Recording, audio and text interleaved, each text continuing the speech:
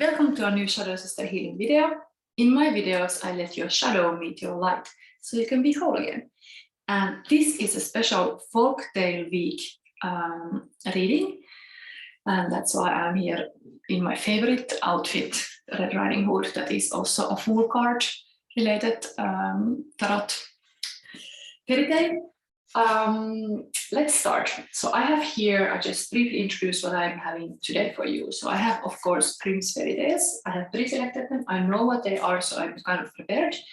But still, I will try to tell it as much as I can with my own words, a bit shorter. I am also here because yesterday was the special celebration day of Hekate. That is very inspirational, dark goddess and witch kind of goddess. So yesterday was this Hekate celebration day, 16th of November. And so I have here a little bit more witch related, also very much to do with folktales.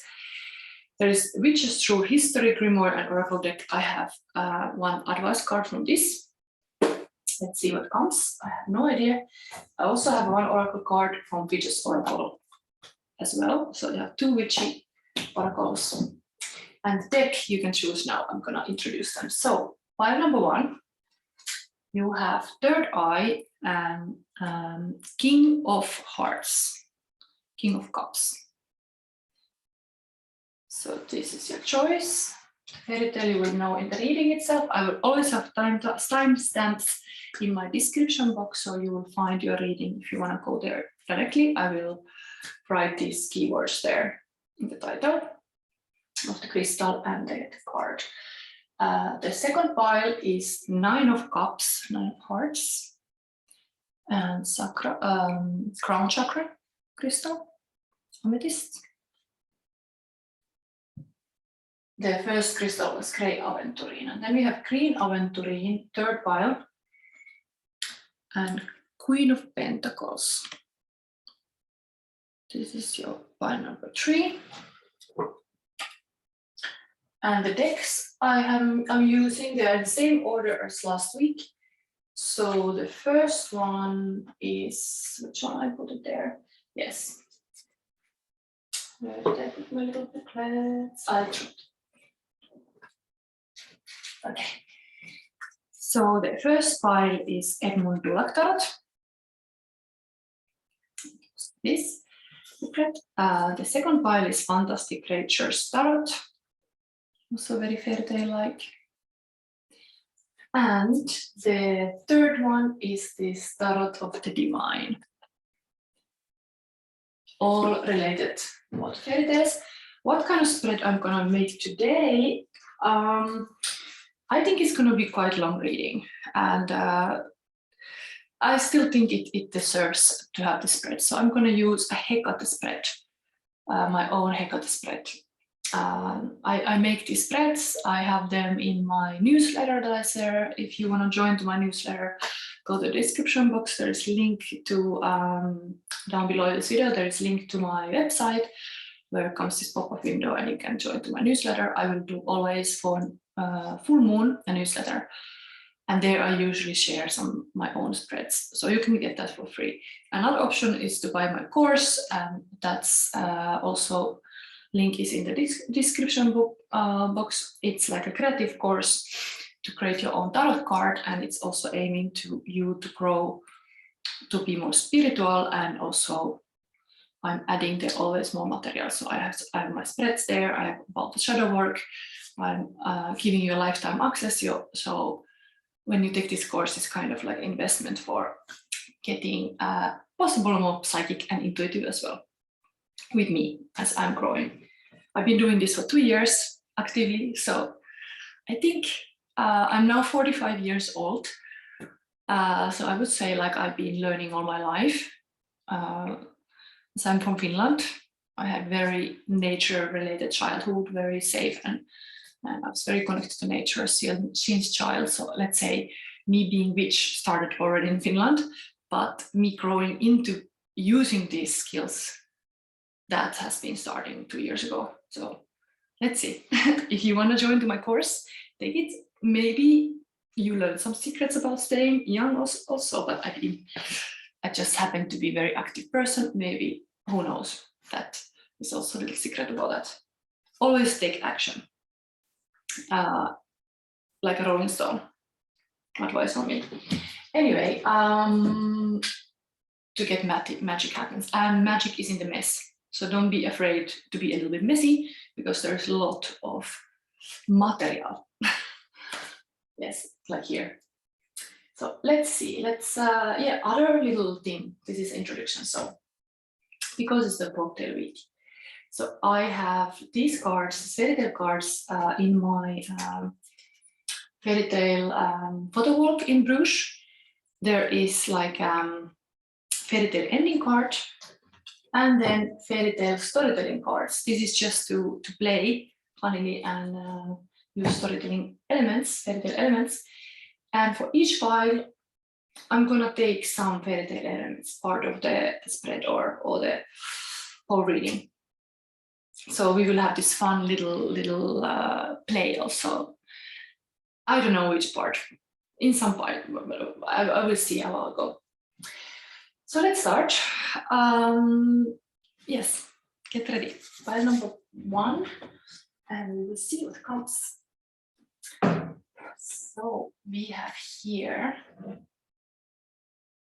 Let's start with the fairytale cards. That would be nice, because I'm gonna read you fairytale, just a little warm up. Let's see. Ending card. Let's see if this is anything to do with, well, not to. And some fairytale cards.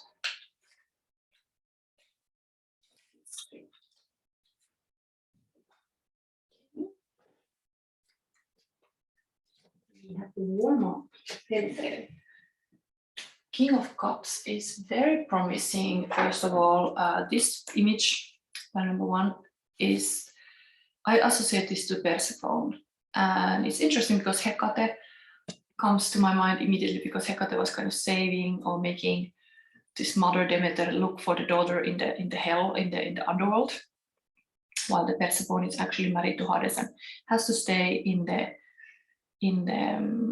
underworld for half of the year. So it's kind of like this card in my mind is totally Persephone card, and Persephone is winter goddess in the sense that she's like in the underworld, in the world of hell during the winter, and then she comes back beautifully in bloom in spring.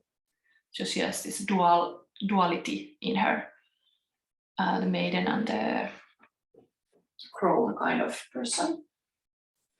And there's the mother who's trying to save her. Let's see, I have immediately to show you what is your fairy tale. Then we look this little fairy tale here what I have. The table, the ass, and the stick. This will be your fairy tale today, and that fairy tale is about trusting, forgiving, what is it, growing up, and taking responsibility. Yes. So this is very interesting. You have a third eye here. Is the trust comes very strong here as well. To trust your own intuition. Even you have possible, I mean, you can strengthen your intuition and intelligence, of course, by reading books, but then you need your intuition to put all the pieces together. Let's see this fairy tale thing. There is this cards. Tower, time passes, and orphan as a character. Interestingly. Actually, this would be a nice game for you to think, what would be your fairy tale? I mean, I'm continuing your reading, but Tower in the Tarot is usually like a big change. Time passes. It's an interesting element always. It's very like a cyclical nature of our world. And then orphan, something is abandoned. Is this something, because the love reading also, is there something about this King of Cups? Okay, the story ending in this story will be and the flames rose higher and the evil place was destroyed. Okay, so this evil place would be this tower.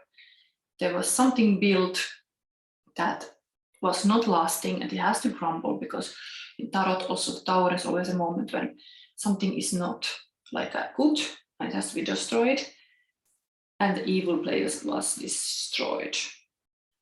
So anyway, this is a little story that you could think about yourself. This makes sense to your love life. Then anyway, we have King of Cups, very positive, very mature king energy, even though it hides this kind of story of the bride married to devil.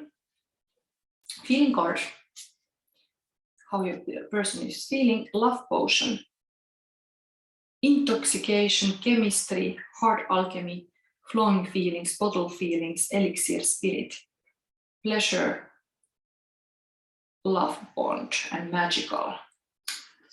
That's very positive as well, very, very much heart energy here. I'm so gonna start the, yes, I will start your, I would like to already show the oracle cards. I'm very curious, because before I go to the fairy tale, I'd like to understand what is from the switches card, what came. Let's see. Dandelion, divination, clairvoyance, spirit communication. Okay, so this is the third eye is again pointing a herb. You should, for example, drink dandelion tea. Of course, in the springtime, when you can get the fresh leaves, you can make salad also with that. But I mean, there is definitely in some herb shop, there is also teas made of this dandelion. But this is a powerful, I have seen other cards also connected to dandelion, is about spiritual, like a healer. And here we have this divination, clairvoyance, spirit communication. Interesting. And then we have your witchy other card for your reading. This is like a spirit realm. Chalice, fertility. Number 3 is Empress number also.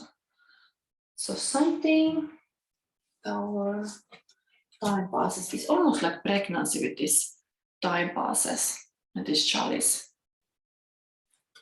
Fertility. Something is very fertile, but it comes with a time. Maybe something has ripened because it's like whole year has been going to the end. You have maybe started some project that has ripened, or there's indeed something that change is needed. Orphan. Who is orphan here? Anyway, choice. We can read later more of that, but now we look into the table, the ass, and the stick. So this is interesting fairy tale.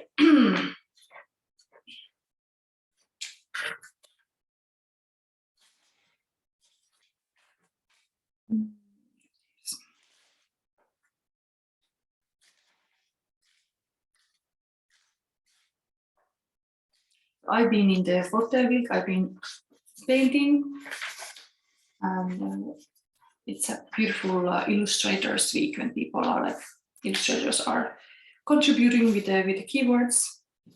Things I've been also doing it. So the table, the ass, and the stick.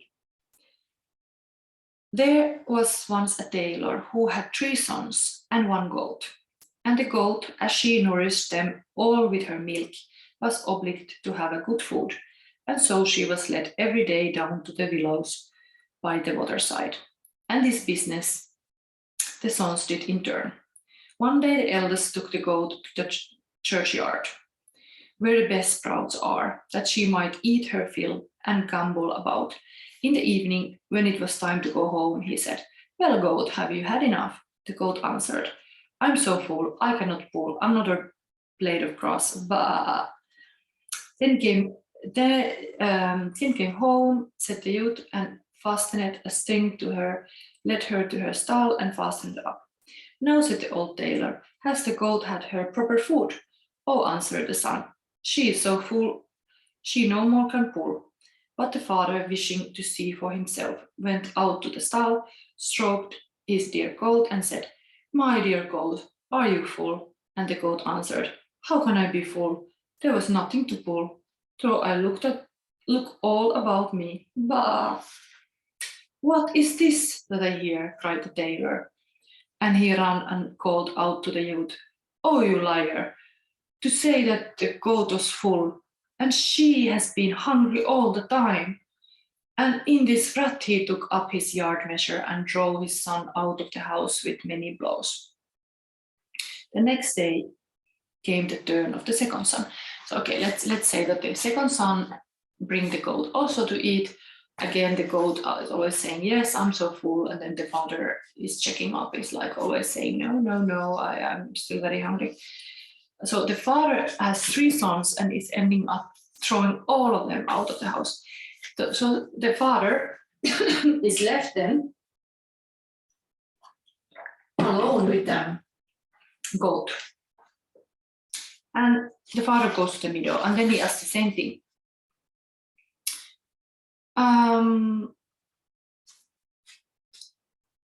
And the goat answers, how can be full? There was nothing to pull. So I looked all about me. Bah. So the goat always answered the same way. Interestingly, the goat can speak, but was always saying the same thing like a parrot. But the tailor in that point realized that he has thrown all his 3 sons away, and now the goat has been a liar. So he kind of attacked the goat. He was shaving the goat's head or doing something else to the goat, and the goat ran away. And the father was left alone. This was kind of like already talking about trust, that you should trust your own sons or like the word of your dear family and not to some goat. The tailor felt very sad as he sat alone in his house and would willingly have had his sons back again, but no one knew where they had gone. The eldest son, when he was driven from home, apprenticed himself to a joiner, and he applied himself diligently to his trade. And when the time came to him to travel, his master gave him a little table, nothing much to look at, and made of common wood, but it had one great quality. When anyone set it down and said, table, be covered, all at once the good little table had clean cloth on it, and a plate and a knife and a fork and dishes with roast and boiled, and a large glass of red wine sparkling, so as to cheer the heart. The young apprentice thought he was set up for life, and he went merrily out into the world and never cared whether an inn were good or bad, or whether he could get anything to eat there or not. When he was hungry, it did not matter where he was, whether in the fields, in the woods, or in a meadow. He set down his table and said, be covered, and there was provided with everything that heart could wish.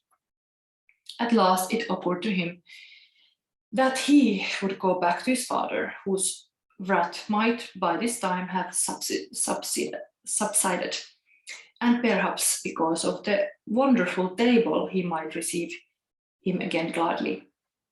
It happened that one evening during his journey home, he came to an inn that was quite full of guests, who bade him welcome and asked him to sit down with them and eat, as otherwise he would have found some difficulty in getting anything. No, answered the young joiner, I could not think of depriving you. You had much better be my guests. Then they laughed and thought he must be joking, but he brought his little wooden table and put it in the middle of the room and said, table, be covered. Immediately it was set out with food much better than the landlord had been able to provide, and the good smell of it greeted the noses of the guests very agreeable. Fall to, good friends, said the joiner, and the guests, when they saw how it was, needed no second asking.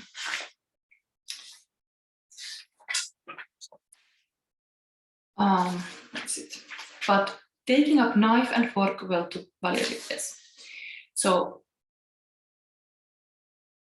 the joiner and his fellowship kept it up very merrily until late night. As last they went to sleep, and the young joiner going to bed left his wishing table standing against the wall. The landlord, however, could not sleep for thinking of the table, and he remembered that there was in his lumber room an old table very like it, so he fetched it, and taking away the joiner's table, he left the other in its place. The next morning, the joiner paid his reckoning, took up the table, not dreaming that he was carrying off the wrong one, and went on his way. About noon, he reached home, and his father received him with great joy. "Now, my dear son, what have you learned?" said he to him. "I have learned to be joiner, father," he answered. "That is a good trade," returned the father. "But what have you brought back with you from your travels?" "The best thing I've got, father, is this little table," said he. The tailor looked at it at all sides and said, "You have certainly produced no masterpiece. It is a rubbishly old table." It's kind of a critical father. "But it's very wonderful one," answered the son. "When I set it down and tell it to be covered, at once the finest meats are standing on it, and wine so good that it cheers the heart. Let us invite all friends and neighbors that they may feast and enjoy themselves, for the table will provide enough for all." When the company was all assembled, he put his table in the middle of the room and said, "Table, be covered." The table never stirred and remained just as empty as other table that does not understand talking. When the poor joiner saw that the table remained unfurnished, he felt ashamed to stand there like a fool. The company laughed at him freely and were obliged to return unfilled and unshared to their houses. The father gathered his pieces together and returned to his tailoring, and the son went to work under another master.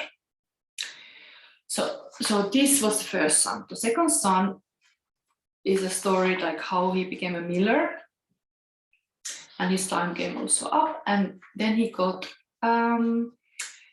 like a gift for his labor, the ass, donkey, and the miller said that he can spit out gold. If you put a cloth before him and say, "Prickle bread," out come gold pieces. "That is a capital thing," said the apprentice, and thanking his master, he went out into the world. Whenever he wanted gold, he had only to say "prickle bread" to his ass, and there was a shower of gold pieces, and so he had no cares as he travelled about. Wherever he came, he lived on the best, and the dearer the better, as his purse was always full. And when he had been looking about him about the world a long time, he thought he would go and find out his father, who would perhaps forget his anger and receive him kindly because of his gold ass. And it happened that he came to lodge in the same inn where his brother's table had been exchanged. He was leading his ass in the hand. Okay, anyway, the landlord takes it again. So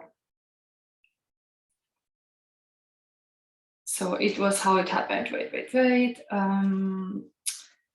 Was spying what he was doing.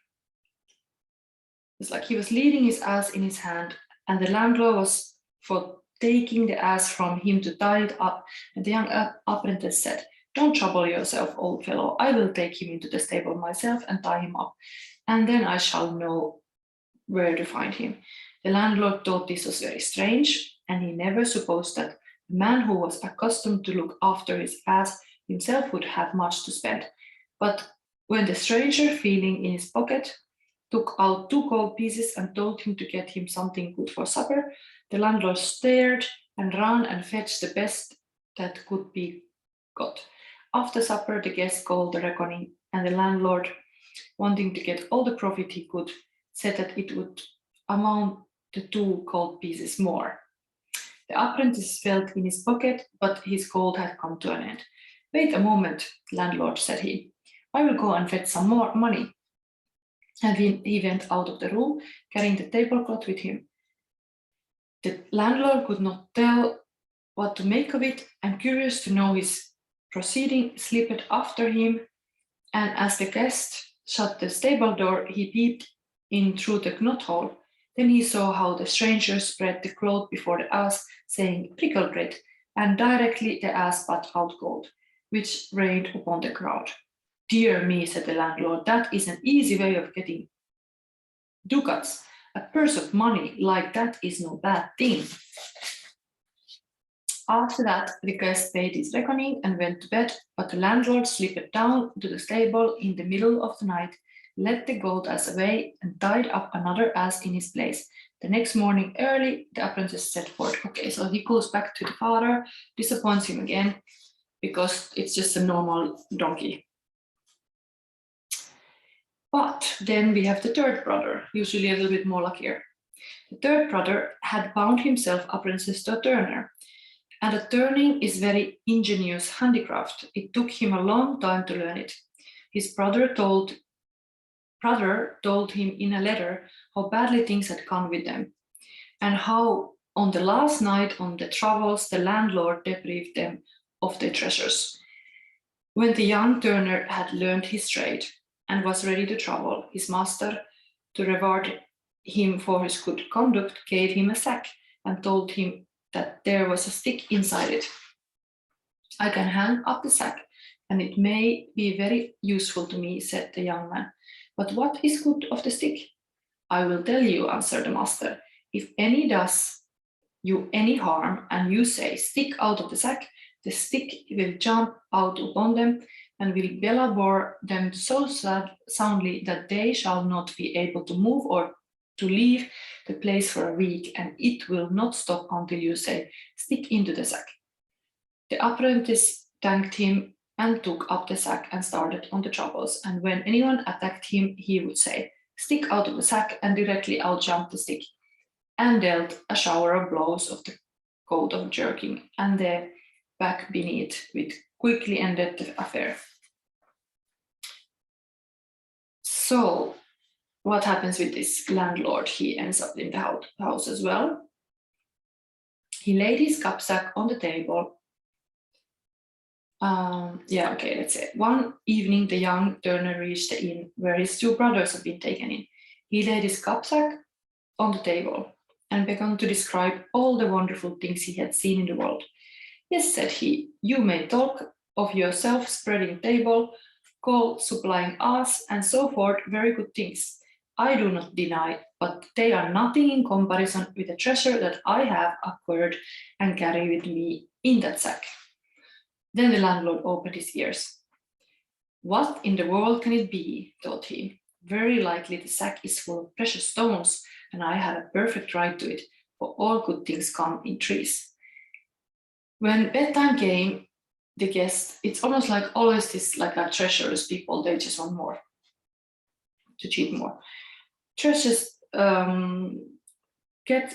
stretched himself on a bench and put his sack under his head for a pillow, and the landlord, when he thought the young man was sound asleep, came and, stooping down, pulled gently at the sack so as to remove it cautiously and put another in its place. The turner had only been waiting for this to happen, and just as the landlord was giving a last courageous pull, he cried, stick out of the sack. Out flew the stick directly and laid too heartily on the landlord's back, and in vain he begged for mercy. The louder he cried, the harder the stick beat time in his back, until he fell exhausted to the ground.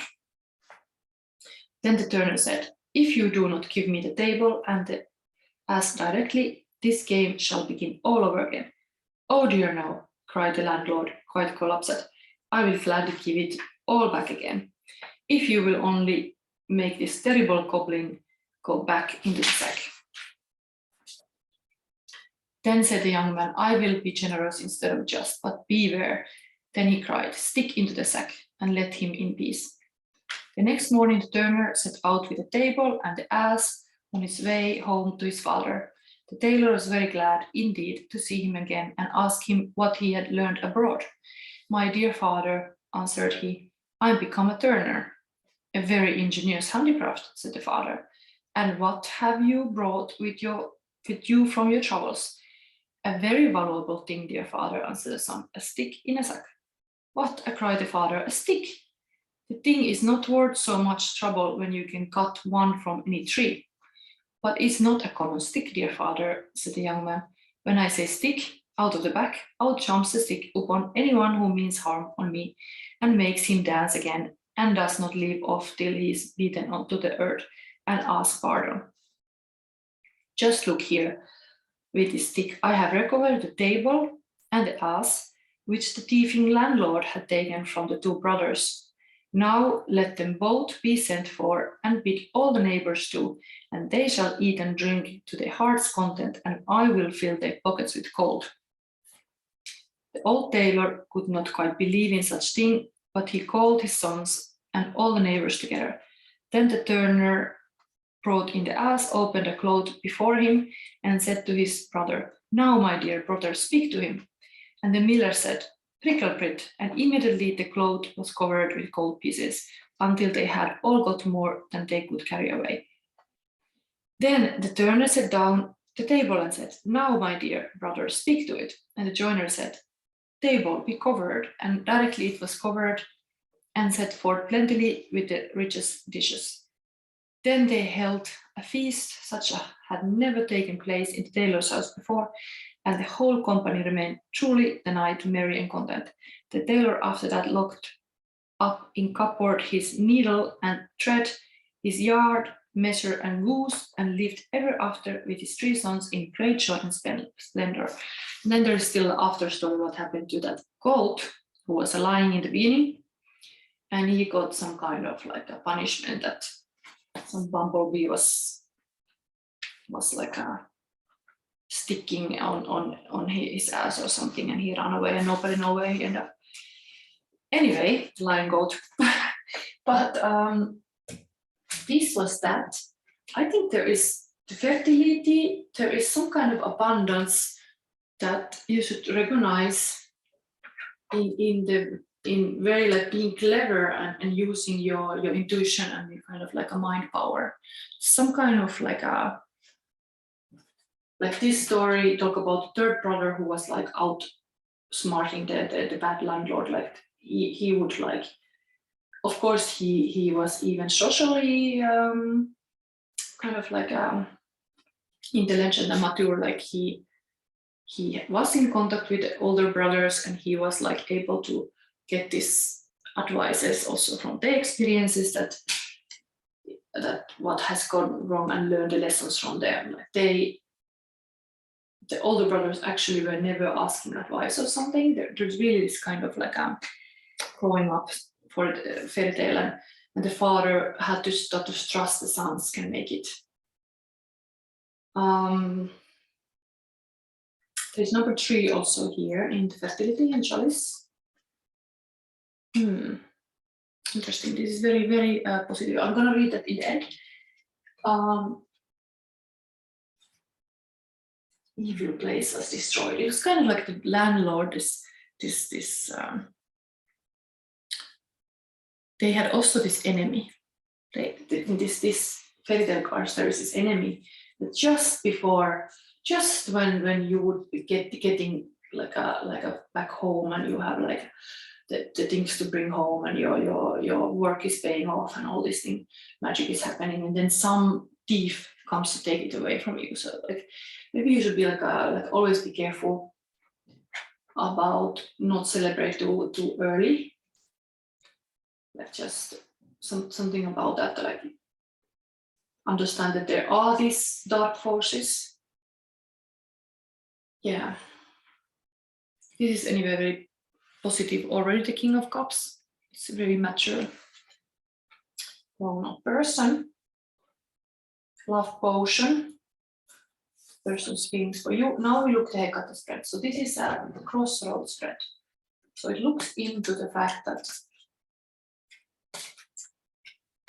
what could be the question here? I always think about, but this is a maiden. It's what like maiden has learned being young. It's almost like these 3 brothers. The mother, what mother is nurturing. This is my own spread about Hekate advice. There's crown energy. And lastly, we have the Hekate card. And now you got 2. Let's see. So in this case, you have Hermit is the maiden. Immediately major arcana card.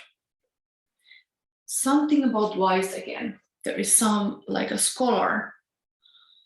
The maiden, you have been very studious, you have like studied, read, been in your own like a hermit mode, doing things on your own, isolated, kind of like a very spiritual part, in the sense that sometimes you have to really be alone to figure it out, the deeper truths, kind of the labyrinth going inside yourself. So it almost looks like even that in that story, the father was left alone. The hermit was like the father. The sons went to the old world. The tailor father was left alone because he trusted to this donkey that was kind of giving him milk. And that's why it was so precious.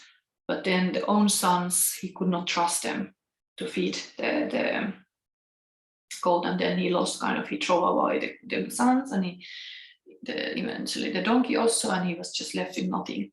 So it could be even the father here in this story. But of course the sons returned also. It could be this, the maiden energy is some father relationship, a possible relationship to your father. This is like you have learned as a maiden. It's kind of young energy. There's the lessons to be learned of the father energy. Father is also very connected to the Emperor card.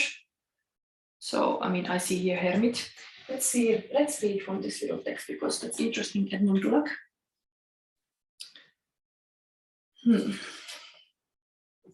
This is the Hermit. An old scholar pendles surrounded by books. It is night outside, but the hanging model of the sun in his study never sets, just like the light of knowledge. Believe in one's own competence, attention and thoughtfulness, thought before action. Just to mention trusting. No, but I think you have to trust your own intuition really much. Maybe you have learned that kind of lesson too. Trust your heart. It's connected to the intuition. Then we have mother. What is mother nurturing? Three of Swords. Interesting. You know, I was like, this is a card that was wanting to come as this card. But I had not mixed the card yet, and it jumped from the deck, and I didn't take it. And I mixed, and then I get that. And that's King of Cups, and that's like a good king, and a beautiful card. But now we have the Three of Swords. So this clearly wants to come out. There is some heartbreak. There is some pain. Mother is usually connected to moon even cycles. There's something about some cycle of pain. Something like that. Something pain that you have to deal with, some pain. Where is my fairytale? It's very painful. There's all this kind of faces screaming. It's really like shadows.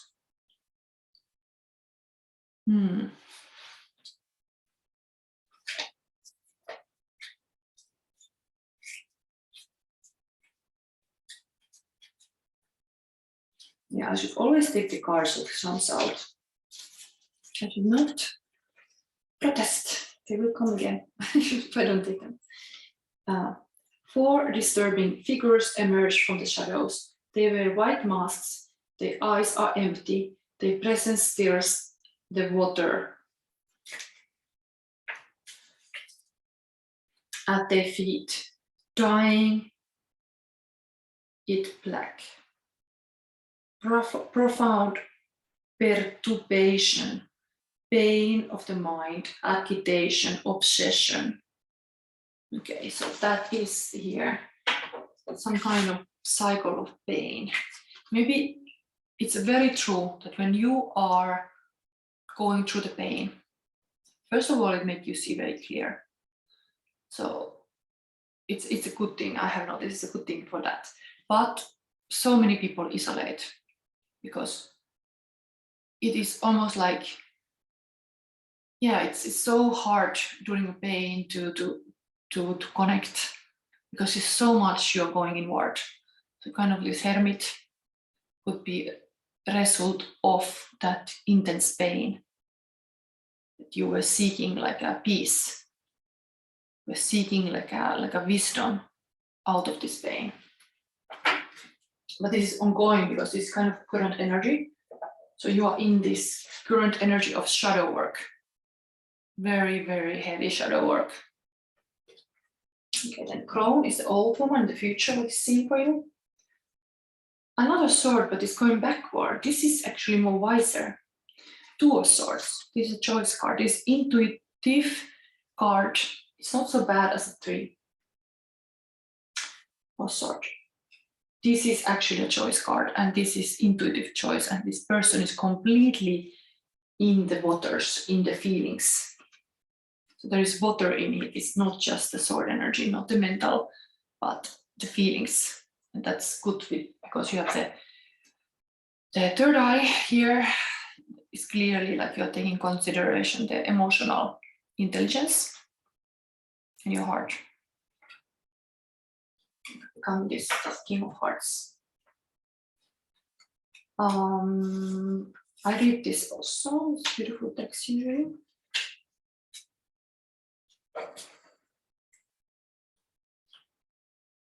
A woman floats in the water of a still, calm sea. Her dress and hair spreads out around her figure, inner gathering, sincere introspection, a moment of silence, of suspension.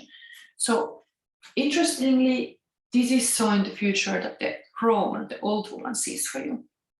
So there is this introspection, possible integration of all you have learned. It coming back to this aloneness. There's this intense pain, a lot of people involved, and then this calm, resting energy. So it's going like back, kind of winding up the, like, was something too much, going back to the unheard, going back to the source. Yeah, source. It's very positive, actually. Mm-hmm. Now we have the Hekate advice. I'm really excited to see this. Powerful cards already. And very intuitive cards. Hekate got 2. Hangman. And Prince of Peace.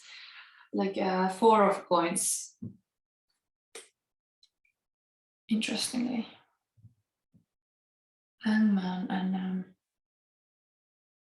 waiting energy, and the person who is like this Hekate advice, resting, but Princess B is kind of like complaining even there's many mattresses. It was like nothing is enough. But then Hangman is like hanging, actually Hangman is like a, how do you call it, like alchemist card. Is like a person learning alchemist. It's actually getting enlightenment and somebody really taking the path to be alchemist. So very wise, enlightened person. This is going very deep water. So it's very beautiful because it's kind of underneath this King of Cups that is already connected to the hell and the underworld. There it's going then, there's like in my table like this. Then it's going completely under. So there's totally deepness that you are like, Hekate would advise you to just deep dive. Here, actually, interestingly, this, now it was like this, but now I put it like that. It lands actually underneath this tree. There is also water bottles, water like a bubbles there, and then there's going under. So you go from the surface level. Hekate advise you go to much more deeper, and it might take time It's also here. And even this orphan thing connects to that father thing, because the father was kind of throwing the sons out. Who knows? Maybe you have had this orphan feeling also, isolating yourself. Even this Persephone is kind of orphan because it's like married to Hades and has to be in this dark world during the winter, separated from his her dear mother. He's very worried about her. Okay, I read this. But you have Hekate advice, Mage Arcana, and Maiden. But interesting, these are actually mirroring a little bit. So we have a hermit card here. And can you see the X? Like X, 1X, and then X11. Interestingly, these are both Mage Arcana, and you got those kind of numbers that are very mirroring each other. There must be something there. Maiden, Hermit, Scholar. Hekate advice, going deep as a hangman, hanged man. Hanged man. In a quiet, still underwater world, a siren searches for treasure in a shipwreck. The sea monster does not bother her. In her world, everything is upside down. The monster is an inhabitant and a relic of a source of beauty. A change of perspective, tranquility, new and unexpected decisions. Exactly, this is connected even to this, the choice card. You are not just floating again on the surface, you are going down to make the decision from a very deep point of view that is controversial, that is not something everybody dare to do, because there's sea monsters, all kind of dangerously dark there. Okay, then we have still this kind of sleepy princess who can't sleep.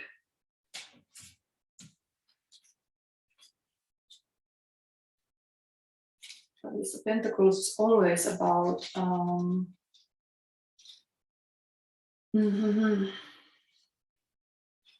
fortune. This is Four of Coin.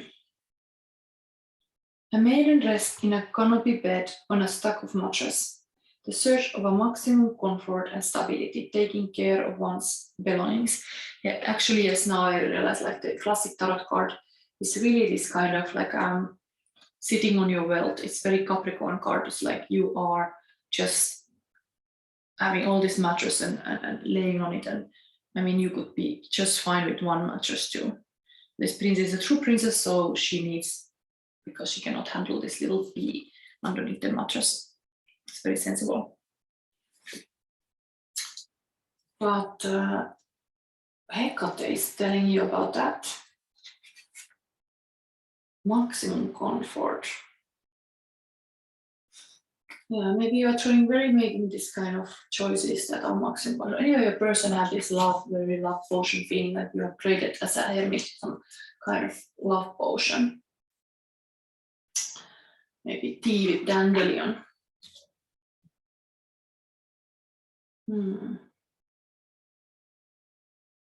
Evil place destroyed. Okay, anyway, what else we have here? Yes, I was going to read you this chalice. What is the message in this book? As well, I think I'm going to read you a little bit the dandelion wisdom. There's more in this card. I'm going to do that first. Spirit-related herb.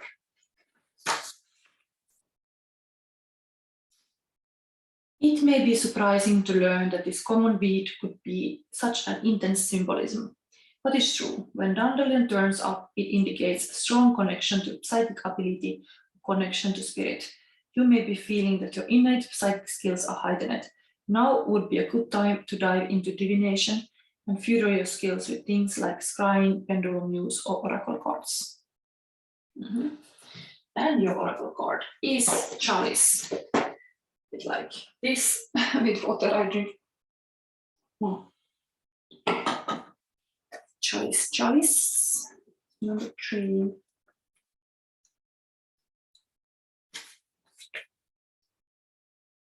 Vibration is sacral chakra, fertility, healing, harmony.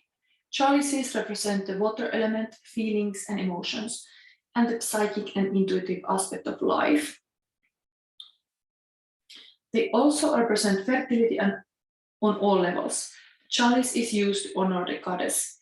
The most famous chalice is the legendary Holy Grail, thought by some to represent the bloodline of Christ and the womb. You are the vessel for divine grace to fill. Chalice indicates that this is a time to go with the flow, to experience your cup being filled with the gifts that water brings.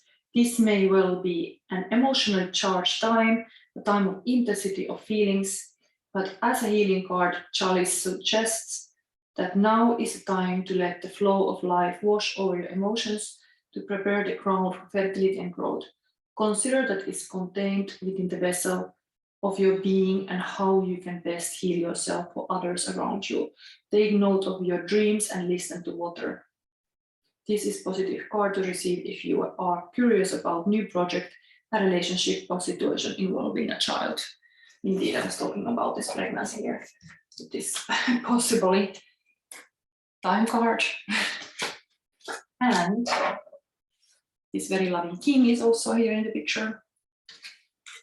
Or possible the Persephone, very beautiful maiden. That is very much blooming in the spring. And actually very much connected to chalice is that you can fill it with the love potion.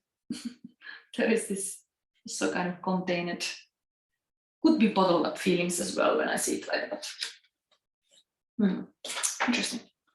Okay, I end your reading here. I don't take any more cards. I'm just interested to see this kind of cards. I'm gonna have a little book break and I continue with the next reading. Welcome to your reading pile number 2. You have selected 9 of Cups and Crown Chakra, Amethyst Crystal. Let's get started. So I have here for this cocktail week fairytale cards. So we take immediately some little fairytale aspect to the beginning.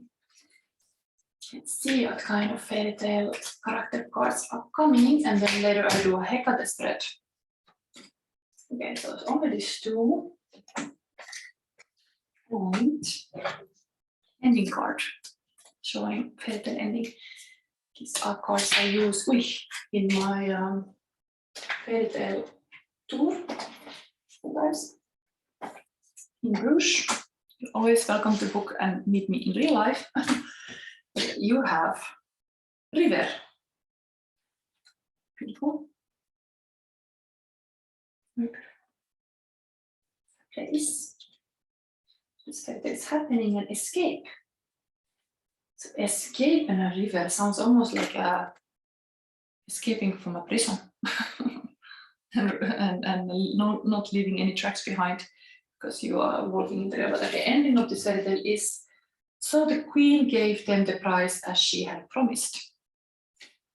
Something happens when the river, Queen gave them the prize as she had promised. I think the queen in the story will be this Queen of Cups energy because this is a wish fulfillment card. So there is some wish that is fulfilled.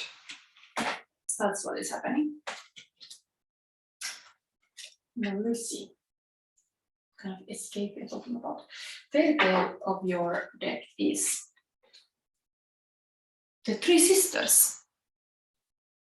No, I wrote it wrong and then I corrected here because it was black. 3 spinsters. 3 spinsters is the fairy tale. So let me see. Do I read that immediately? I could. Yes. Yes. Let's start with that.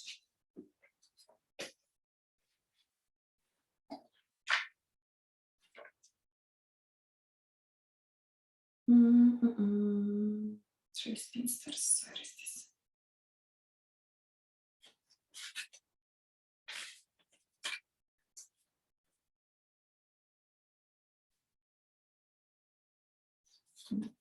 Yep. 35. No, picture is like this. Let's see. I read a little from the beginning. Actually, it's not such a long story. I could read it all. I'm going to show this card here because it's almost that girl in the story. There was once a girl who was lazy and would not spin, and her mother could not persuade her to it. Do what she would. At last, the mother became angry and out of patience and gave her a good beating, so that she cried out loudly. At that moment, the queen was going by. As she heard the crying, she stopped, and going into the house, she asked the mother why she was beating her daughter, so that everyone outside in the street could hear her cries. The woman was ashamed to tell of her daughter's laziness, so she said, I cannot stop her from spinning. She is forever at it, and I'm poor and cannot furnish her with flax enough. Then the queen answered, I like nothing better than the sound of the spinning wheel, and always feel happy when I hear its humming. Let me take your daughter with me to the castle. I have plenty of flax. She shall spin there to her heart's content. The mother was only too glad of the offer, and the queen took the girl with her. When they reached the castle, the queen showed her 3 rooms, which were filled with the finest flax, as full as they could hold. Now you can spin me this flax, said she, and when you can show it me all done, you shall have my eldest son for a bridegroom. You may be poor, but I make nothing of that. Your industry is dowry enough. The girl was inwardly terrified, for she could not have spun the flax, even if she were to live to be 100 years old. And were to sit spinning every day of her life from morning to evening. And when she found herself alone, she began to weep and sat so for 3 days without putting her hand to it. On the 3rd day, the queen came, and when she saw that nothing had been done of the spinning, she was much surprised. But the girl excused herself by saying that she had not been able to begin because the distress she was in at leaving her home and her mother. The excuse contented the queen, who said, however, as she went away, tomorrow you must begin to work. When the girl found herself alone again, she could not tell how to help herself or what to do, and in her perplexity she went and gazed out of the window. There she saw 3 women passing by, and first of them had a broad flat foot, and the second had a big underlip that hung down over her chin, and the third had a remarkably broad tongue. Now we start to talk about the spinners. And I have here a spinner today. I'm going to show you what I have the story because this is meaningful. I have this from my grandma. She loved to collect puppets as I do. Let's put this here. Spinning wheel can be the table. Oh my god. Spinning wheel. Can you see the spinning wheel? Okay, let's put all this in the table. It's impossible otherwise. So the girl we put here. Here we have this. Okay, I can show this. That's great. So spinners.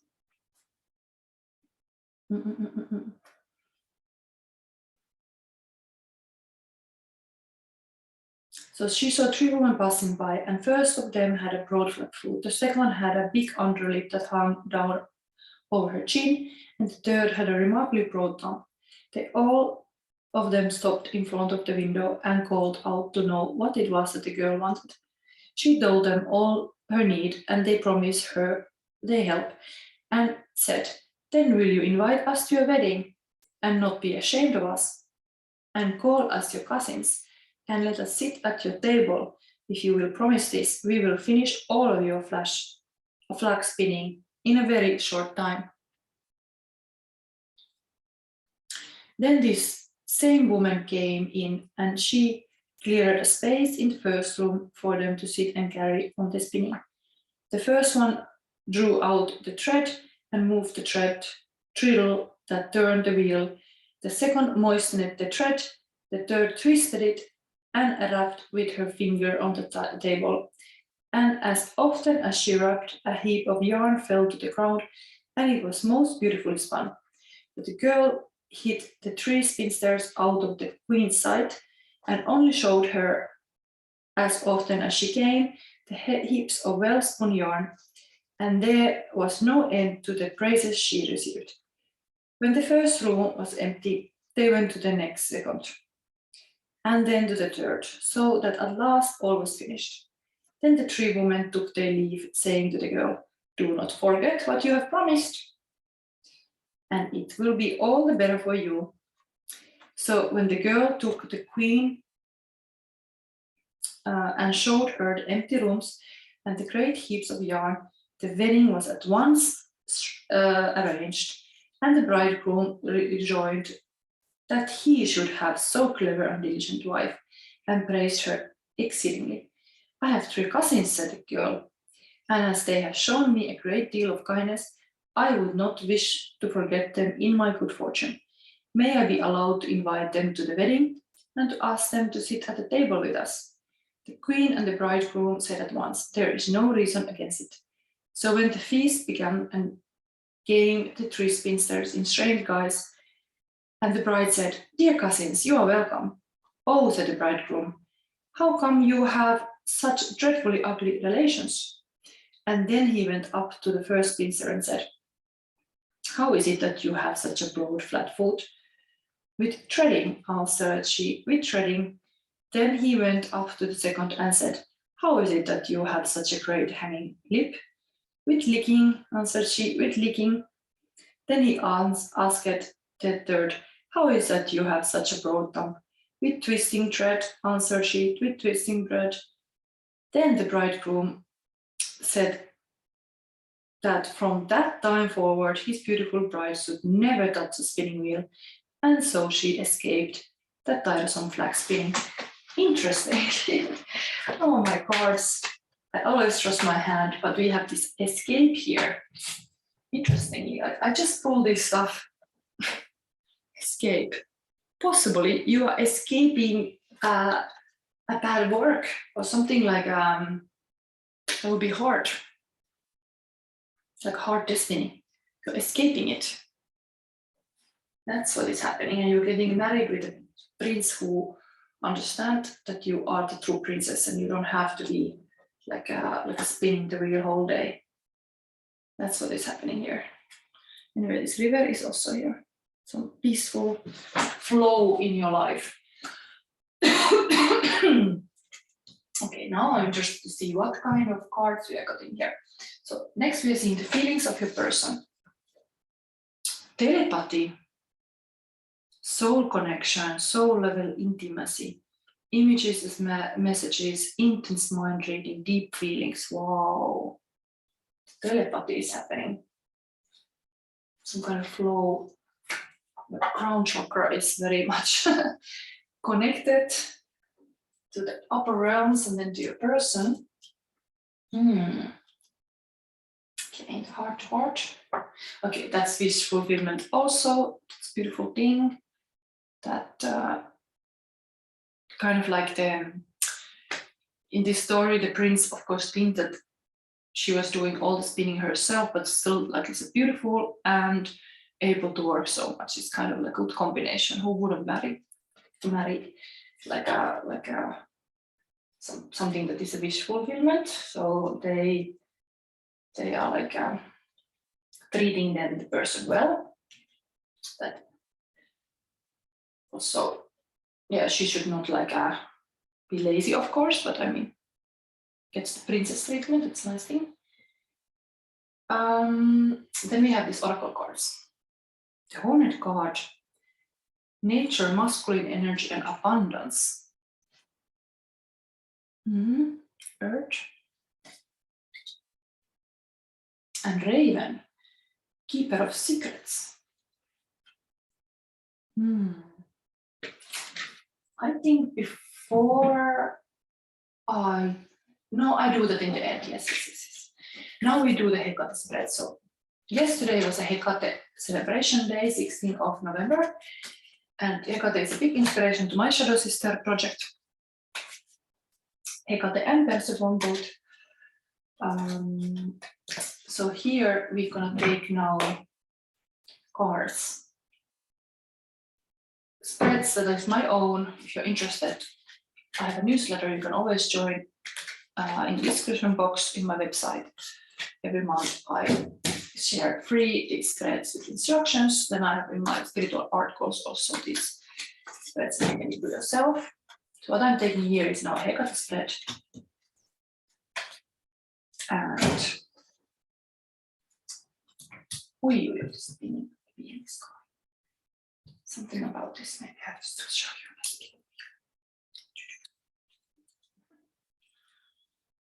It is very nicely moving. So, first the maiden card, what you've learned as a being young person. Queen of Swords.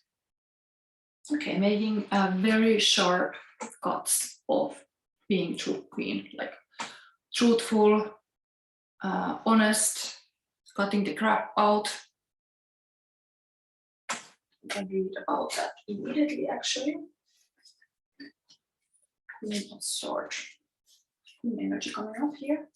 There was also this ending card with the queen. There was already in the story the one queen, the mother queen, who was looking a perfect bride to the sun. But then, so the queen gave them the prize as she had promised.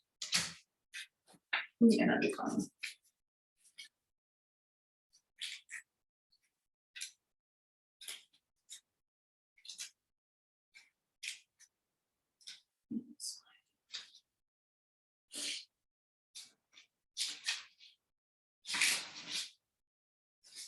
Swords.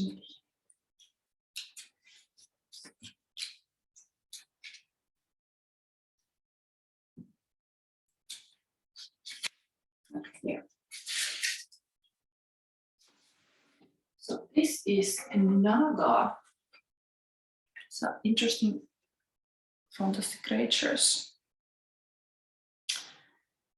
The legendary Nagas of India are the children of the goddess Kadru. Semi-divine in nature, these creatures have the upper body, head, and arms of human, but the lower body of a cobra.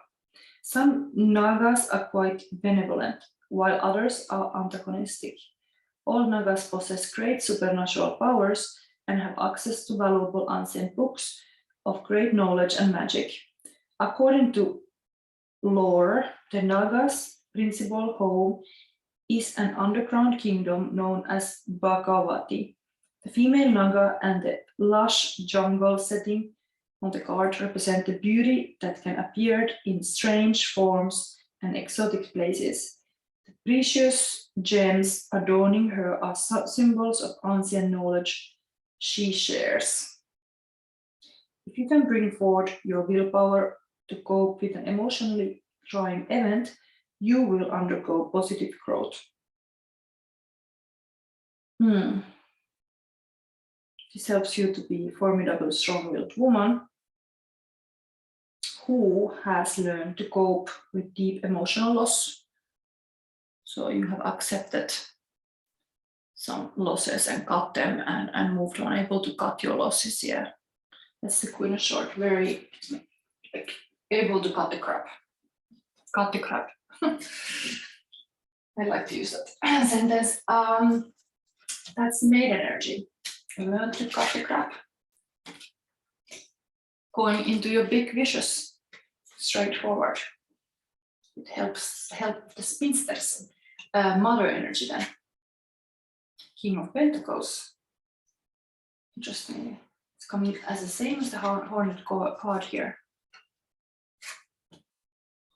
There is possibly some man in the picture, some wealthy man some very grounded man that you have noticed or have noticed you, like you have a relationship possibility with this person. Some earth sign or something to do with very grounded person. Let's read about that, but it's 2 times earth already in the table. These are very similar, so that's masculine energy here, definitely. But that's the mother is nurturing that. King of Pentacles. King of Pentacles.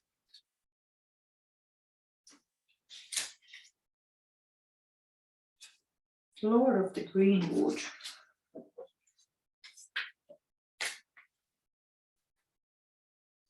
The oldest form of green man comes from Celtic legends. God of the woodlands, animals, and fertility, the Lord of the Greenwood is portrayed in Old English church carvings as a half-seen face peering out of the leaves. Antlers grow on his head, and his eyes are brilliant and piercing. On this card, Lord of the Greenwood merges with the goddess Earth Mother. The web of life is strung behind him between 2 trees. Shown are some of the animals within his protective domain. He deeply loves and cares for each child that is born to his union with the goddess. If a person, this card represents a wealthy, secure man who is experienced in handling money. The appearance of such a man will help you in a business. You find new meaning and spiritual comfort in nature. And use this card to discover and understand future cycles in your life. Use this card to represent a reputable, stable man with good business sense. Yes. There is focus fox there next to a tree also. Able to focus well to the most important, but it's also kind of such a beautiful nature energy here. Wow. I was thinking about this love stories of Cavekeeper also have, like this is such a like a forest man. Hornet card. Let's read that because they look so similar. What is seed card should we do? Kind of like this Cobra woman is also in the forest, but that's a jungle. She's cutting the crap in the jungle, kind of like a, what is it called? Like a, yeah, the Tomb Raider style. And then there is this woman, this man actually appearing. We have here also a river. Maybe you go some very nature place and you meet this man next to a water place. So the water is of course emotions, and flowing emotions. Anyway, it's interesting like how you kind of fit together. These people are fitting together. King of Pentacles and Queen of Swords. Just one is very like focusing on very much. This woman is focusing very much on communication and words being used and the kind of thinking patterns and all these kind of beliefs. The man is more focused on the money and the wealth and the kind of like a Taurus or like earth sign, Virgo or something like a Capricorn.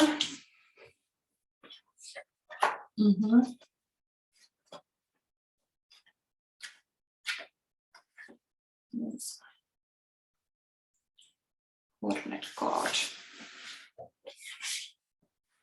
Little devilish. The presence of the Great Hornet card in a reading denotes a strong earthly connection. Abundance and fertility are present or incoming, either materially or spiritually. Take a moment to ground yourself and be thankful for this connection. This card could also indicate a need to step away and reacquaint yourself with the natural world and appreciate the beauty around you. We have here also other cards we go for future. So we have no advice in the Hekate Crossroad, usually when change is happening or something is happening in your love life, what you do. So cut the crap, focus on the wealthy man, and then grounded also, somebody who is very nature oriented as well, in the sense of abundant person. It doesn't have to be necessary or money. Is abundant in his being, nurturing as well. And then we have the crone energy, what the old one knows about your future. 3 of Cups. That's usually friendships. Something is happening under the surface.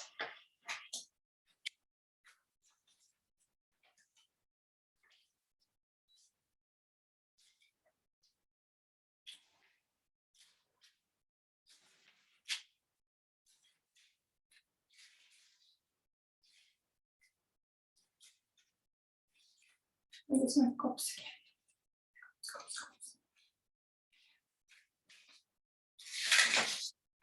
This card, hard to tell what it is. Read. Hippocampus. The full-size seahorses mentioned in Greek legends were the prized steed of merfolk, who used them to travel swiftly through the oceans.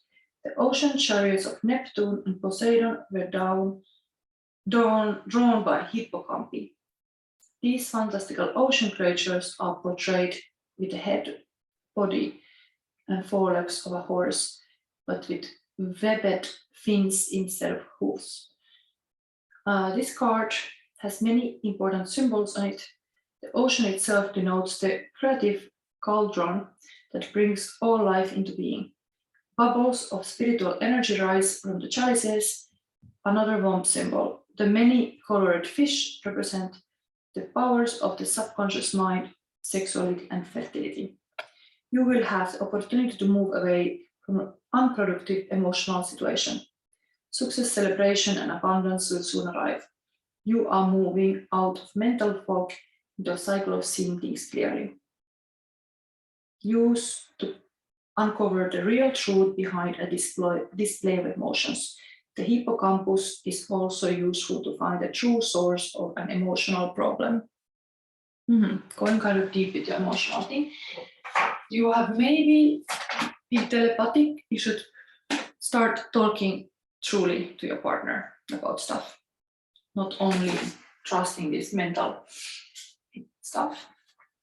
It would be just intuitively exchanged. We have Hekate advice still. Da-da-da. What is this star? Wow. You can be a star. Number 2, wow. Queen gave them the prizes. She promised. You will be a star. Wow. This is very positive. This is a major arcana card. Today is the 17th of November, and this is number 17, even this card. You being a star is close, let's say. If this is happening, it's close because this is like today. Just believe me.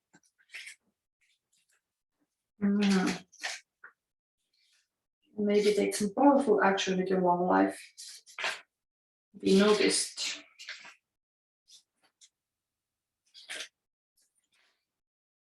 Seventeenth.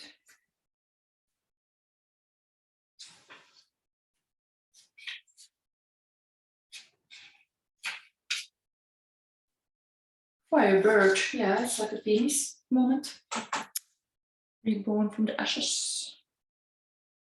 Russian tales of the magical firebird describe the brilliantly hued bird with tail feathers, much like that of a peacock. Its lifespan is very long, and it is extremely wise and psychic. The firebird doesn't directly aid humans, but shares its knowledge. So people may learn to do things for themselves. A number of important symbols relating to the firebird's powers are prominent in the star card. Apples of death and rebirth move upward with the feathers of reincarnation to create a spiral of constantly moving energy.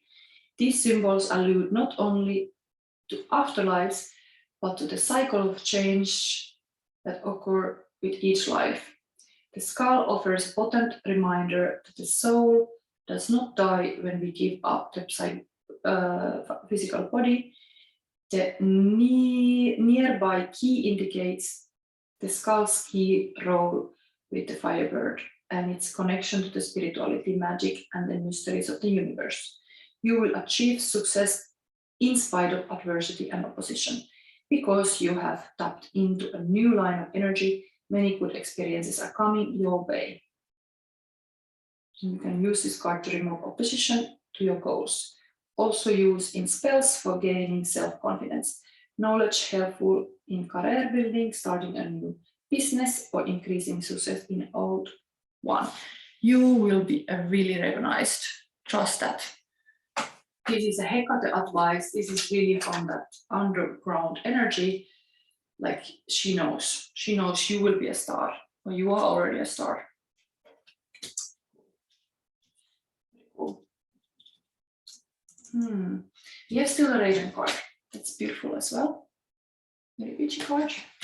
I'm excited always to see a Raven. Raven. Ta-da. To my table. Let's see. Keeper of secrets. Vibration is soul. Occult knowledge, magic, and mastery. The raven, like the crow and the magpie, is a magical bird. The keeper of occult secrets that inspire the soul. Associated with the dark goddess, the raven is also the bird of the Celtic king Bran the Blessed, whose head is buried on the side of the Tower of London. Legend has it that should ravens leave the tower, the monarchy will fall. Meaning, raven arrives at those times when the veils are thin between your worlds, giving you the ability to shape your reality through the integration of spirit and matter. As you let go into the void and really trust the process, you will be led to understanding of your current situation based upon knowledge of the greater picture. Trust any visions at this time and know that the nature of light is to penetrate darkness in order for integration to take place. You are in the process of shedding light upon situations in your life and are being initiated into the mysteries. Keep the secrets and hold your tongue. Let's also kind of keep your secrets. Don't spill everything. Occult gifts are being activated. So very witchy period with this Hekate celebration day even yesterday. Looks like Raven knows all about it and wanted to tell you even this wish fulfillment. If you wanted to be a witch, you will be a witch. If you wanted to be a queen with less work, you will have it as well. Like you will have this wealthy man. Yes, he will show up as well. Look at this picture closely. This is the possible person. And then this could be also possible if you're a male, this kind of snake woman. The Queen of Swords. Able to speak well, express herself well. Okay, I think I had everything here. I have a little break. I move to the next reading. Thank you for watching. If you like, give me a like and subscribe. And what else I can say? Yes, join to my newsletter so you get this kind of spreads. This was a Hekate spread made. Welcome to your reading pile number 3. You have chosen this Queen of Pentacle energy and heart chakra, that is to be true lover and nurture your love with true acts of love. Never fake your love. If you don't like somebody, say it. Yes, that was fairytale. So we have here, we started with this funny thing. I'm gonna make this kind of fairytale game cards. Reflecting your situation. It could be your fairytale cards that is coming. All this at once. And then the ending card.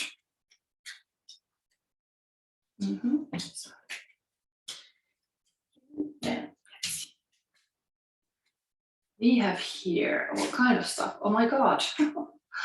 I have in pile number 1 similar cards. So I did mix it, but looks like maybe there is something for you in pile number 1 because there is similar cards coming here. And you know, they just all wanted to come and I cannot help it, like they are very similar. So there's an orphan.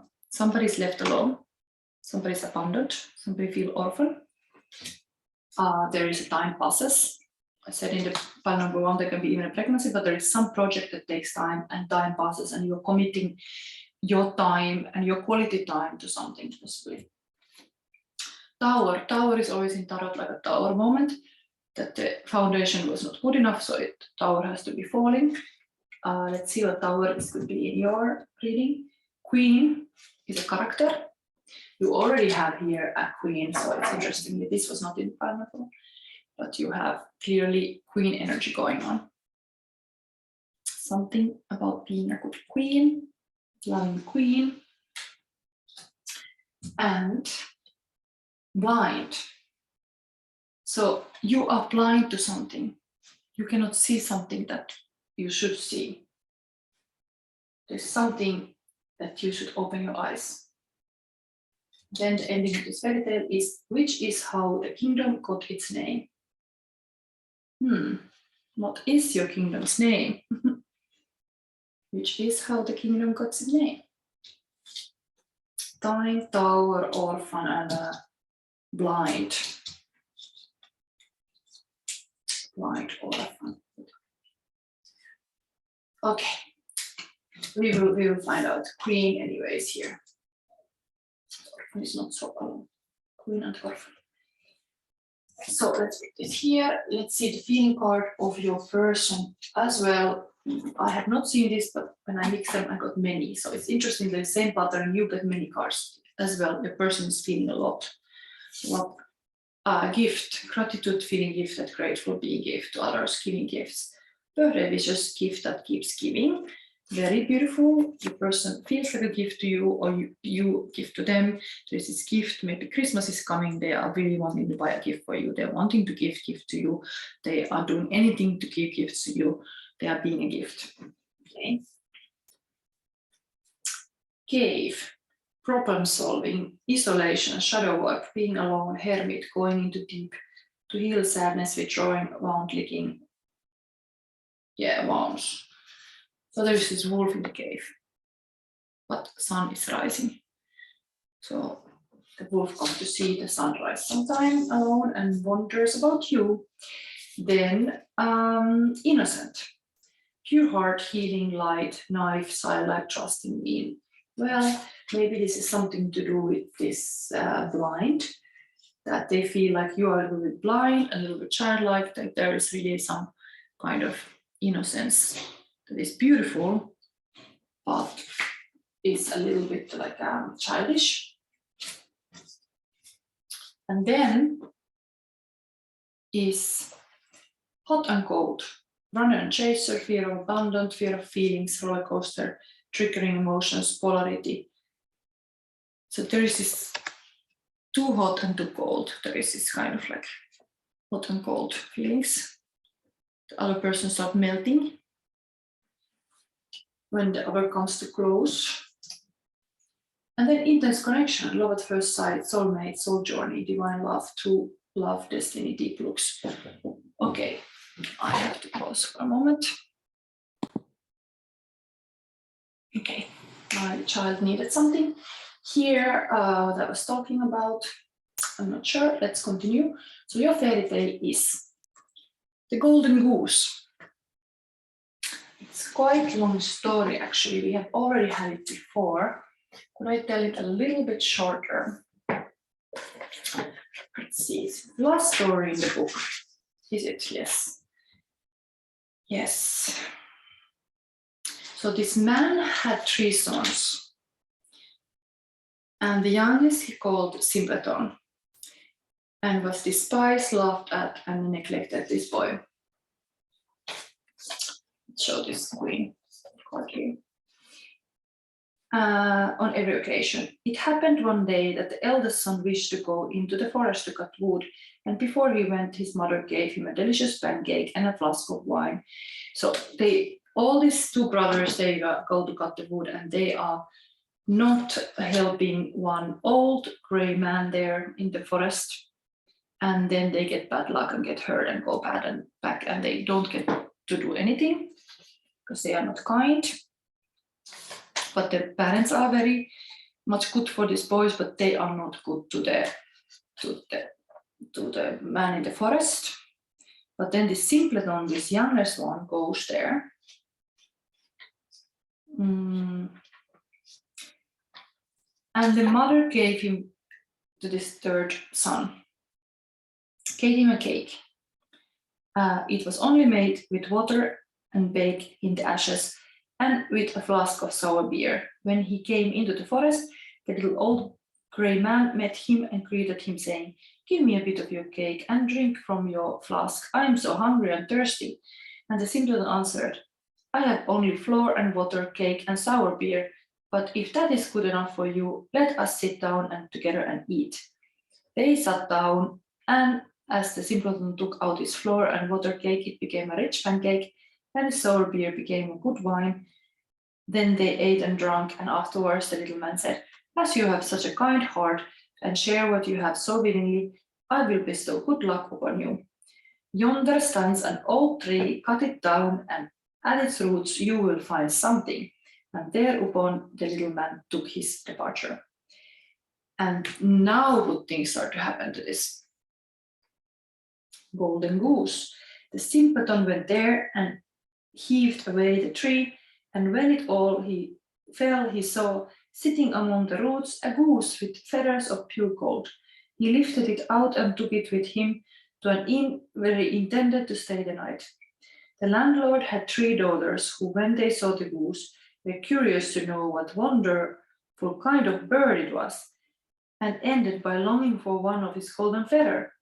The eldest thought, "I will wait for a good opportunity, and then I will pull out of the feather for myself." And so, when the simpleton was gone out, she seized the goose by its wing, but there her finger and hand had to stay, held fast. Soon after came the second sister, with the same idea of plucking out of one of the golden feathers for herself, but scarcely had she touched her sister, then she also was obliged to stay, held flat.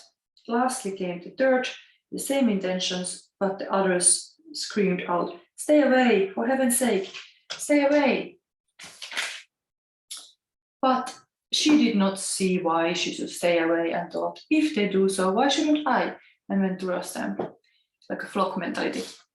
But when she reached her sisters, there she stopped hanging on with them, and so they had to stay all night. The next morning, the simpleton took the goose under his arm and went away, undermining of the 3 girls that hung on it. The tree had always to run after him, left and right, wherever his legs carried him. In the midst of the fields, they met the parson, who, when he saw the procession, said, "Shame on you girls, running after a young fellow through the fields like this."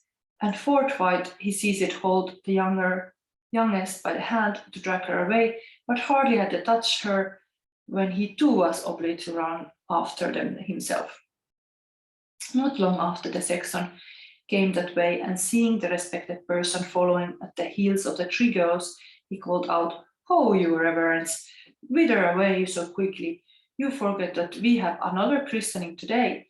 And he seized hold of him by his gown, but no sooner had he touched him than he was obliged to follow on too.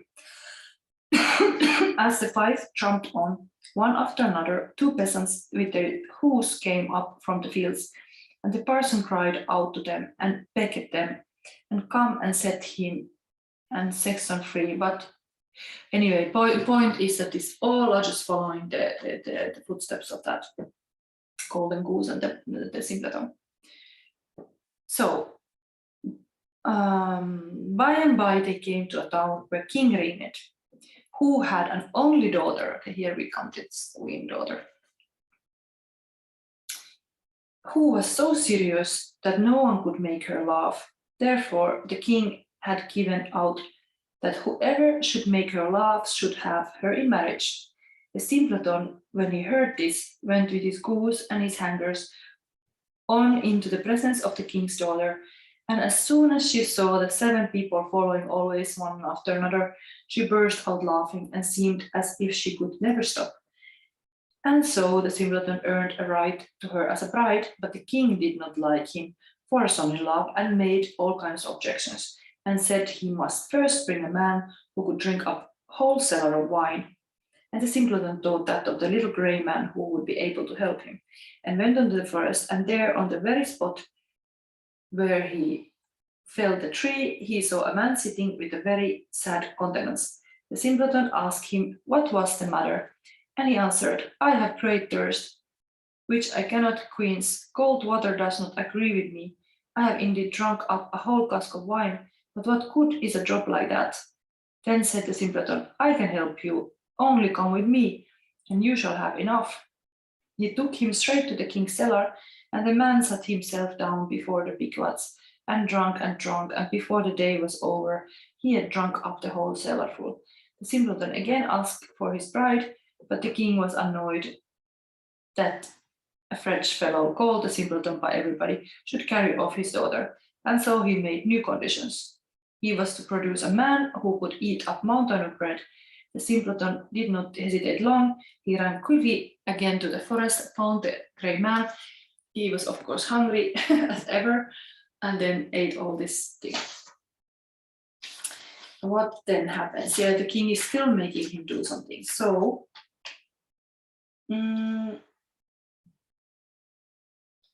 asked the third time. The king, however, found one more excuse and said he must have a ship that should be able to sail on land or water, like boat. So soon, said he, as you come sailing along with, you shall have my daughter for your wife. The simpleton went straight to the forest, and there sat a little old grey man with whom he had shared his cake, and he said, I have eaten for you, I have drunk for you, I will also give you the ship, and all because you were kind to me at first. Then he gave him the ship that could sail on land and on water, and when the king saw it, he knew he could no longer withhold his daughter. The marriage took place immediately, and at the death of the king, the simpleton possessed the kingdom and lived long and happily with his wife. Okay, so there is a lot of abundance here with this marriage. Yes. There's also queen here. It might take time to have this kind of relationship bliss, but time is passing, but it's brewing, let's say. Golden goose. I think this story is a little bit like if there would be somebody like a bit like a star, and people would be star attracted, and they would be like following the person and be like a bit stalkers and all after something, very egoistically after something, but then the person before he had any fame, he was kind to this man. The man remembers like what happened to you. If you are able to get successful, remember the power is you stay humble and you stay grounded and you stay like you always were. The power only amplify that. And if you're good, you will be just more good. So work on that kind of like integrity in you, and don't lose the grounding for sure. And the old friends will help you on the way. Remember those people. So we have from this Witch's Grimoire, we have an advice card. Lavender, rest, calm, positivity. Interestingly. And then we have Sword, aspiration. I have had this before in my readings. It's like Excalibur. King is the one who can rise to Excalibur, and also the Lady of the Lake is giving it to him. There's always like kind of like a relationship things in these stories. We have a lot of cards, anyway, feeling cards here. gave, gift, hot and cold, intense feel, connection. But something blind. Somebody's blind.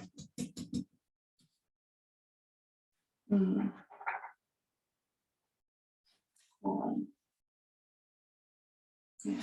Anyway, let's see what is the lavender message here.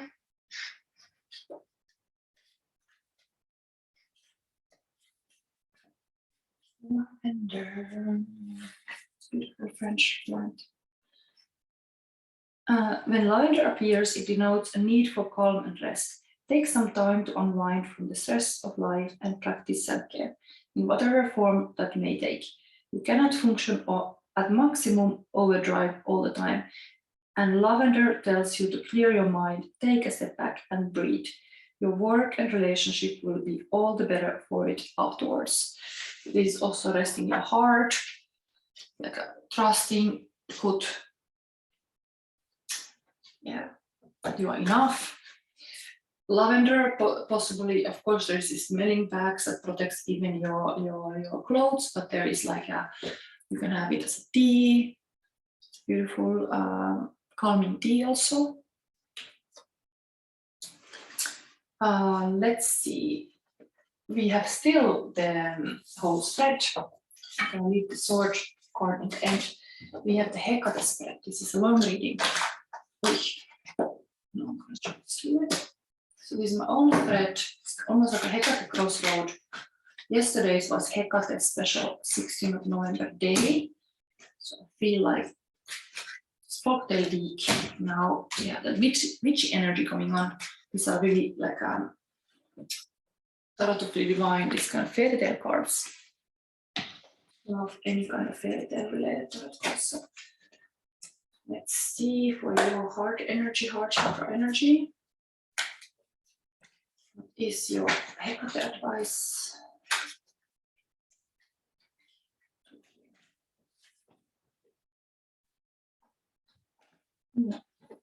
Nice shadow here.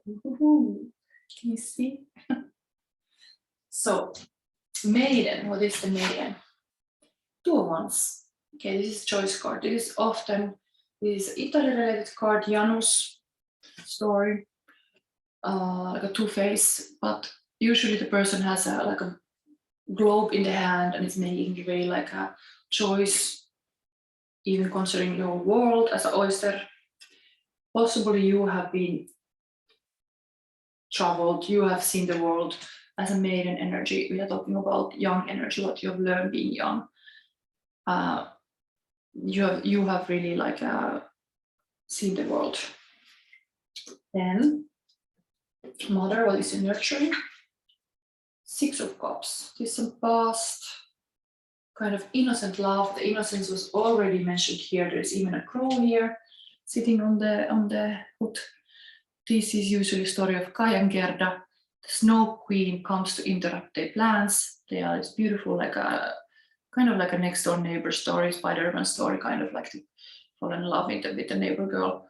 But then the Kai gets devil's mirror in his eyes and can't see anymore the beauty and the simple, beautiful beauty of Gerda, and goes with the Snow Queen and is just wasting his life in this cold snow castle. But Gerda won't give up. Gerda goes all the way to find him and rescue him and get him back. She's really like, that's like the here, like she remembers, she keeps the heart. She remembers like how the guy was. She will find him again. Then we have the Crown, Queen of Wands, that's showing you very much active, possible destruction, like because it's Pele, like it's like a. This is Pele, it's a Hawaii goddess. Now read about this is the Crown, the old woman in you, the old in the future sees that you are very active, positive force in the world. Pele, Hawaii. The Queen of Wands represent a fiery force. The volcano goddess Pele's rages can be destructive, but her blessings are just as powerful. She is the creativity of dance, the nourishment of rich soil, and the chaotic force of an explosion. Optimism, independence, confidence, passion, and verve. Going with the flow, dance. Yeah. Interesting. Then it's almost like this Beyonce. The single one. It's kind of dancing single energy in the future somehow. Also this powerful Queen of Pentacle here, wealthy woman. We have then here exactly 2 cards from Hekate. What Hekate want to advise to you?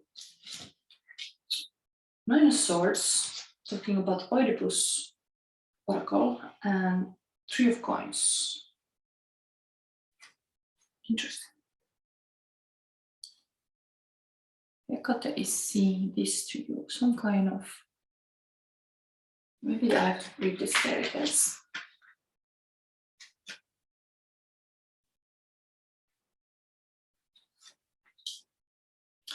Oedipus. The 9 of Swords represents decision-making controlled by anxiety. The oracle at Delphi warns the king that his son Oedipus will one day kill him. Had he not let his fears control him and raise his son in love instead of hate, the king's eventual death could have been avoided. Anxiety, terror, nightmares, obsession, insomnia. And 3 of Coins.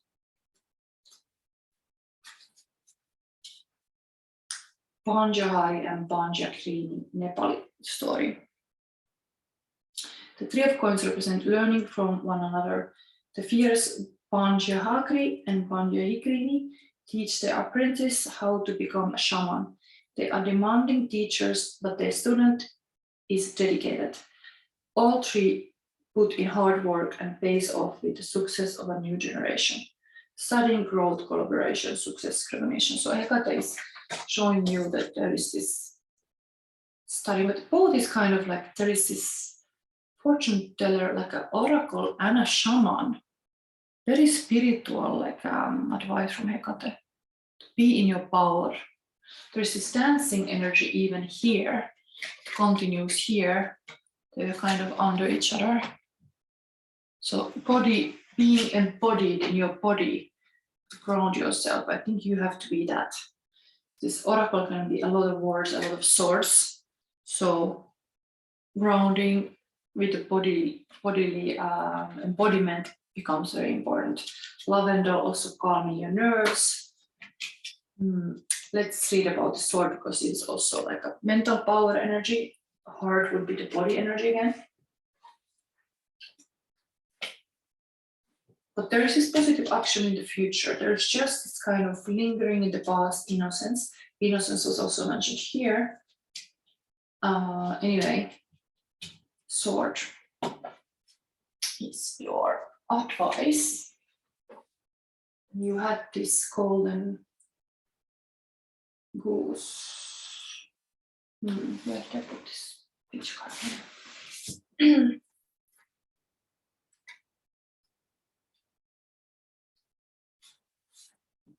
This has been in the previous readings too, and some other week, maybe even last week. So this throat chakra and this dragon seem to be very much coming this time. Like the atom, the sword is representation of masculine forces. It depicts the direction of energy having the ability to cut through. Swords represent air in the tarot, straight, upright being hopes, downward being fears. Legendary swords include Excalibur, the sword of the legendary King Arthur, given to him by the Lady of the Lake, and the sword of Damocles. Sword indicates the need to stretch yourself and your ideas beyond the realms of your hopes and fears. Letting sword cut through the veils that divide your perception will bring forth great tools about the path you should now consider taking. You can choose to cut through confusion with the sword of silence, for example, or cut through frustration with the sword of patience and see what happens. Be aware of how you use your tongue in communication with others and guard against gossip or intrigue. Hold your own truth and be honest.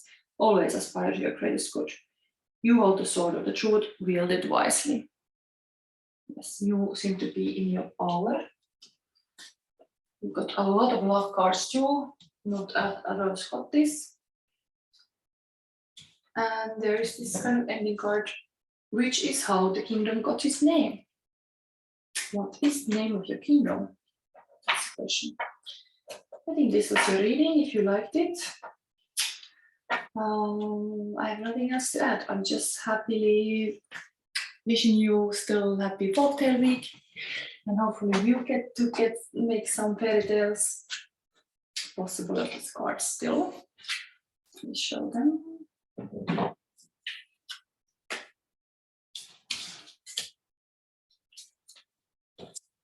This. And ending was this, which is how the kingdom got its name. Okay, so thank you for watching. I always come now back with Friday love reading. Next time I will do horoscope readings for the full moon. It's usually end of the month. But until the next Friday, thank you for watching and bye.